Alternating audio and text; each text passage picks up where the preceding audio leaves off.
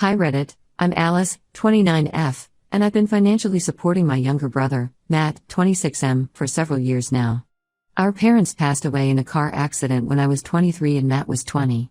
It was a difficult time for both of us, but especially for Matt, who was still in college. I had just started my career in marketing and felt a strong responsibility to look after him. Growing up, our family didn't have much. Our parents worked multiple jobs to make ends meet, and we often had to make do with hand-me-downs and budget meals. Despite the financial struggles, our parents always encouraged us to dream big. Matt was particularly affected by this. He had grand ideas about his future but often struggled to follow through on them. After our parents' death, I took on the role of both sister and guardian to Matt. I helped him finish college, often sending money for his rent and groceries. Even after he graduated with a degree in business management, he had trouble holding down a steady job. He'd start something with enthusiasm but lose interest after a few months. I continued to support him financially, hoping he'd eventually find his path. About a year ago, Matt came to me with a business idea. He wanted to start a gym in our hometown. Matt had always been into fitness, spending hours at the local community center working out when we were teenagers. He'd often complained about the lack of a good gym in our area. At first, I was hesitant. Matt's track record with sticking to things wasn't great, and opening a business is a huge commitment. But Matt was persistent. He showed me a detailed business plan he'd worked on for months.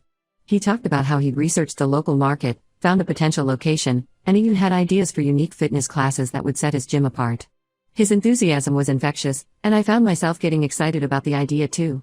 After much consideration, I agreed to help him financially. I invested a significant portion of my savings, about $100,000, into his business. It was a risk, but I believed in him. I thought this might be the opportunity Matt needed to really apply himself and build something lasting. For the first few months, things seemed to be going well. Matt threw himself into setting up the gym. He found a great location in the center of town, bought top-of-the-line equipment, and hired a small staff of personal trainers. The gym started to gain members, and Matt seemed happier than I'd seen him in years. Meanwhile, my best friend Laura, 30F, had been a constant support through all of this. Laura and I met in high school when we were both 15. We clicked instantly over our shared love of music and our dreams of traveling the world. Over the years, we'd been through everything together, from trivial high school drama to more serious issues like my parents' death. Laura was there for me during the darkest days after losing my parents. She'd come over with takeout food, force me to get out of bed, and listen patiently as I cried and talked about my fears for the future. When I was overwhelmed with suddenly having to take care of Matt, Laura would step in and help, sometimes even letting him crash on her couch when he needed space. 5 years ago, Laura married Tom, 33M, a kind and hardworking accountant she met through work. I was her maid of honor at their wedding, and I remember thinking how perfect they seemed together. They bought a house in our hometown and settled into married life. I often spent weekends at their place, and we'd have game nights or backyard barbecues. Given how close we all were, I never suspected anything was amiss. That's why it was such a shock when I discovered that Matt and Laura had been secretly seeing each other. It happened on a Tuesday evening. I had some contracts for the gym that needed Matt's signature, so I went over to his apartment. I had a key, so I let myself in, calling out to him as I entered. I heard shuffling from the bedroom, and then Laura emerged, looking flustered. Matt followed, and it was clear from their disheveled appearance what had been going on.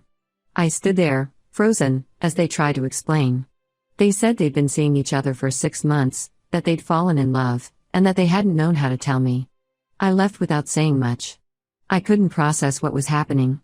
Over the next few days, both Matt and Laura tried to reach out to me. They sent messages explaining their side of things, but I couldn't bring myself to respond.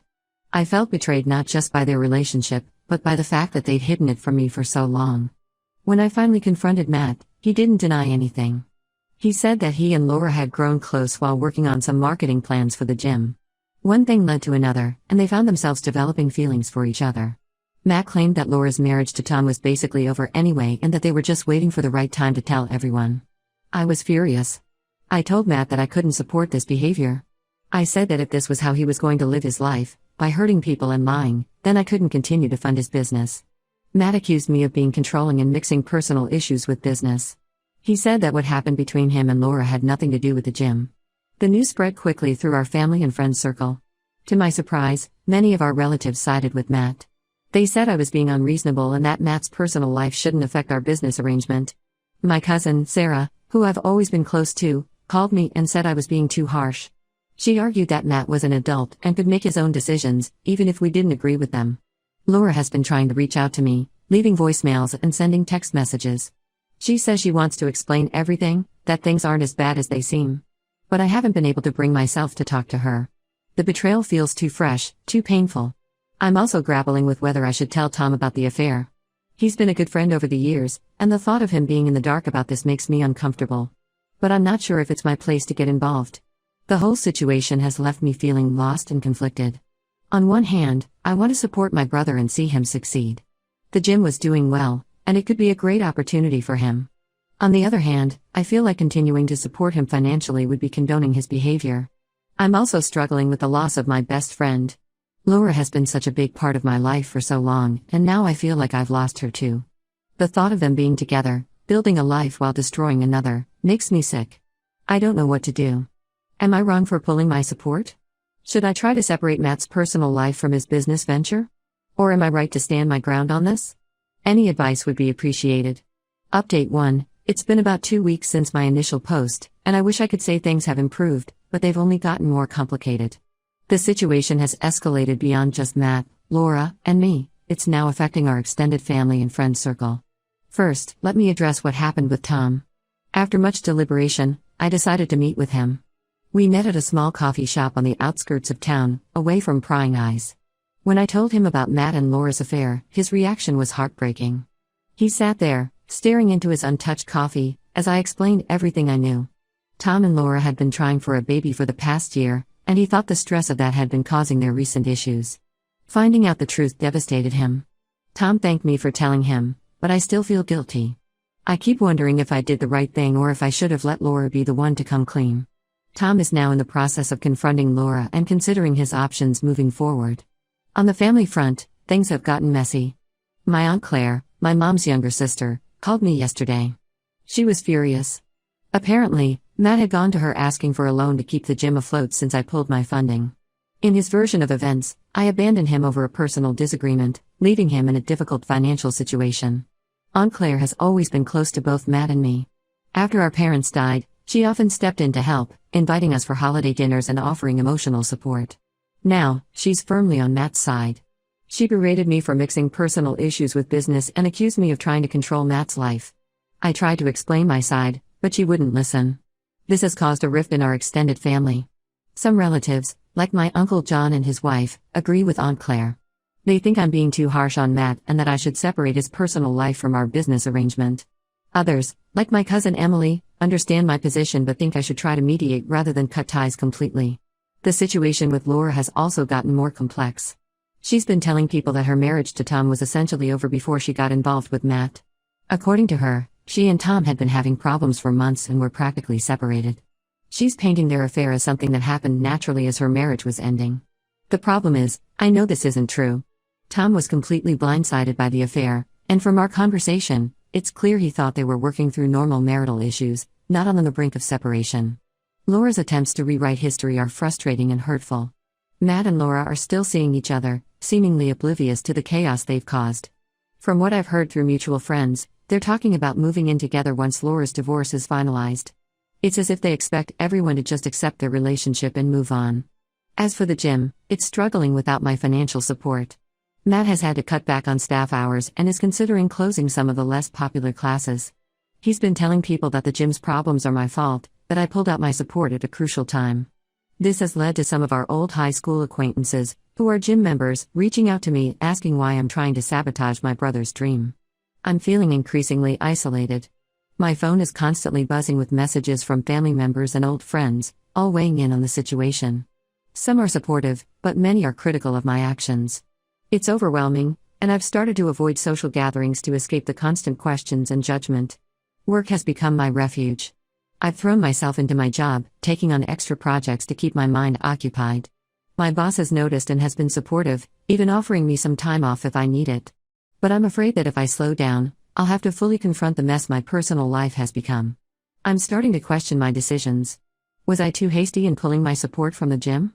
Should I have tried harder to work things out with Matt? Am I being too judgmental about his relationship with Laura? But then I remember the look on Tom's face when I told him about the affair, and I feel justified in my actions. I don't know how to move forward from here. I want to repair my relationship with my brother, but I don't know if I can trust him again. I miss my best friend, but I'm not sure if Laura and I can ever go back to how we were. And now, with the family taking sides, I feel like I'm losing my support system. Any advice on how to navigate this situation would be appreciated. How do I stand my ground without alienating my entire family? Is there a way to support Matt's business without condoning his personal choices? And how do I start to rebuild my own life amidst all this chaos? Update 2. It's been a month since my last update, and the situation has continued to evolve. I'm writing this update because I feel like I'm at a crossroads, and I need some perspective. First, the news about Tom and Laura's divorce has spread. As I mentioned before, Tom confronted Laura after our conversation. From what I've heard, it was a difficult and emotional discussion. Laura initially tried to downplay the affair, sticking to her story about their marriage being essentially over. But when Tom revealed he knew the details, including how long it had been going on, she broke down and admitted to everything. They're now in the middle of divorce proceedings. Laura has moved out of their house and, to everyone's surprise, has moved in with Matt. They're not even trying to be discreet anymore. This has caused quite a stir in our small town, with people taking sides and gossip running rampant. Tom is understandably struggling. We've been in touch, and he's been seeing a therapist to help him process everything. He's grateful that I told him the truth, which makes me feel a bit better about my decision to get involved. However, the stress of the situation has started to affect his work, and he's considering moving to a different town to get a fresh start. As for Matt and the gym, things have taken an interesting turn. Last week, he showed up at my apartment unannounced. It was the first time we'd spoken face-to-face since our argument. He looked tired and stressed, not at all like the confident person who had pitched me the gym idea a year ago. Matt started by apologizing for how he had handled things with Laura. He admitted that they should have been honest from the beginning instead of sneaking around. However, he maintained that his relationship with Laura shouldn't affect our business arrangement. He then proceeded to ask if I would reconsider my decision to stop funding the gym. According to Matt, things have been tough since I pulled out. He's had to let go of 2 part-time employees and cut back on marketing, which has led to a decrease in new memberships. He said he was at risk of having to close down if things didn't improve soon. What really caught me off guard was when Matt mentioned that Laura had suggested they get a loan together to keep the gym going. Laura, who is in the middle of a messy divorce and has moved in with my brother, thinks they're in a position to take on more debt. It's like they're living in a bubble, completely disconnected from the reality of their actions. I was conflicted. On one hand, I still believe in the potential of the gym. It was doing well before all this drama, and I hate to see something I invested in fail. On the other hand, I'm not sure I can trust Matt's judgment anymore, especially with Laura involved. After thinking it over, I told Matt that I couldn't reinvest in the gym. I explained that it wasn't just about the money, but about trust. His actions had shown me that he wasn't ready for the responsibility of running a business. I suggested that if he was serious about saving the gym, he should look for other investors or consider selling to someone who could manage it better. Matt didn't take this well. He accused me of being vindictive and letting personal issues cloud my judgment. He said that Laura was right, that I was trying to control his life by withholding financial support. We ended up in a heated argument, with years of unresolved issues coming to the surface. He left angry, and we haven't spoken since. The family situation hasn't improved either. Aunt Claire is still firmly on Matt's side. She's been telling other family members that I'm being cruel and unsupportive. Some relatives have started to distance themselves from me, and I wasn't invited to the last family gathering. I'm feeling increasingly isolated. My work, which was once a refuge, is starting to suffer. I'm having trouble concentrating, and my boss has noticed. He's been understanding so far, but I'm worried about the long-term impact on my career. I'm also grappling with the loss of my friendship with Laura. Despite everything, there are moments when I miss her terribly. We had been friends for so long, and it's hard to imagine my life without her in it. But then I remember her betrayal, both to me and to Tom, and I feel angry all over again. I'm at a loss for what to do next. Part of me wants to wash my hands of the whole situation and start fresh somewhere else. Another part feels responsible for Matt and doesn't want to see him fail. And yet another part is tired of being the responsible one and wishes I could just focus on my own life for once. I could use some advice. Am I being too harsh by refusing to reinvest in the gym? How do I start to rebuild my relationships with my family? And most importantly, how do I move forward from here? Update 3. It's been several months since my last update, and I wanted to share how things have progressed. Unfortunately, the situation hasn't improved as much as I'd hoped, but there have been some significant developments. First, let's talk about the gym. Despite Matt and Laura's efforts, they weren't able to secure additional funding or keep the business afloat. The gym officially closed its doors last month. It was a difficult moment for Matt, who had put so much of himself into the venture. I heard about the closure through a mutual friend, as Matt and I still aren't on speaking terms. Matt and Laura's relationship has also hit some rough patches. They're still together, but from what I've gathered, the reality of their situation is starting to set in. They're living in a small apartment on the outskirts of town, both unemployed and struggling to make ends meet. The excitement of their affair has worn off, replaced by the stress of financial difficulties and the social fallout from their actions. Laura's divorce from Tom was finalized last week. Tom decided to take that job offer in another city, wanting a fresh start away from all the drama. Before he left, we met for coffee one last time. He thanked me again for being honest with him and said that while the past few months had been incredibly difficult, he was looking forward to starting over. It was a bittersweet moment. I'm glad Tom is moving forward, but I feel guilty about the role I played in upending his life. As for my family, the situation remains tense. Aunt Claire is still not speaking to me, and several other relatives continue to side with Matt. However, a few family members have started to come around. My cousin Emily reached out recently, saying she understands why I made the decisions I did. She's been trying to mediate between Matt and me, but so far, neither of us has been ready to talk. I've decided to take a step back from family gatherings for now. It's been hard, especially during holidays, but I feel it's necessary for my mental health. I'm focusing on building a support network outside of my family. I've joined a local book club and have been spending more time with colleagues outside of work. It's not the same as having my family around, but it's helping me feel less isolated.